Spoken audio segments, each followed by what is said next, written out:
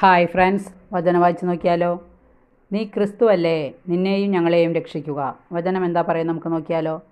കാൽവരിയിൽ യേശുവിൻ്റെ ഇടത്തും വലത്തും ഉണ്ടായിരുന്ന കള്ളന്മാരിൽ ഇടതുവശത്തുള്ള കള്ളൻ യേശുവിനെ ദുഷിച്ചു പറയുന്നതാണ് ഈ വചനം. ഈ കള്ളൻ ആത്മാവിൻ്റെ രക്ഷയെക്കുറിച്ച് മനസ്സിലാക്കാതെ കുടുംബത്തിനും സമൂഹത്തിനും രാജ്യത്തിനും പ്രശ്നങ്ങൾ സൃഷ്ടിച്ച് ജീവിക്കുന്ന വ്യക്തിയായിരുന്നു. പാപകരമായ ജീവിതം തുടരുവാൻ ഈ കുരിശ് തടസ്സമാണ്. അതുകൊണ്ട് കുരിശിൽ നിന്ന് ഇറക്കിവിടാനാണ് കള്ളൻ യേശുവിനോട് മുറവിളി കൂട്ടിയത്. എന്നാൽ നല്ല കള്ളൻ ഇങ്ങനെ ചിന്തിച്ചു, തൻ്റെ പാപം മൂലമാണ് തനിക്ക് കുരിശിലേറേണ്ടി വന്നത്. ഈ കുരിശ് മൂലമാണ് യേശുവിനെ കാണാനും പാപങ്ങൾ ഏറ്റുപറയാനും രക്ഷയ്ക്കായി പ്രാർത്ഥിക്കുവാനും സാധിച്ചത്. അതുകൊണ്ട് കുരിശ് നല്ല കള്ളന് രക്ഷയുടേതായി മാറി.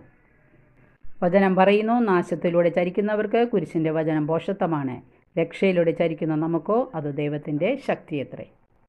വചനം ഇഷ്ടപ്പെട്ടെങ്കിൽ ലൈക്ക് ചെയ്യുക. Okay, thank you, by.